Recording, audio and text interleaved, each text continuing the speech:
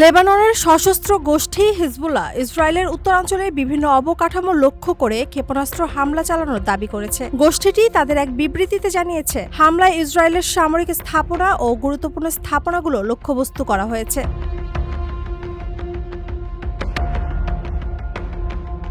হামলার পর কিছু স্থাপনায় আগুন ধরে যাওয়ার খবর পাওয়া গেছে, যা পরিস্থিতির উত্তেজনা আরও বাড়িয়েছে। তবে তাৎক্ষণিকভাবে হামলায় ঠিক কতটা ক্ষয়ক্ষতি বা হতাহতের ঘটনা ঘটেছে সে বিষয়ে নির্ভরযোগ্য কোনো তথ্য নিশ্চিত করা যায়নি।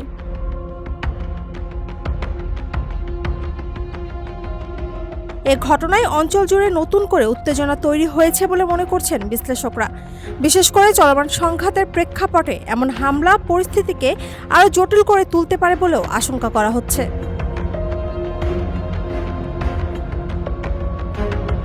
Shampa Akter, face the people, desk report.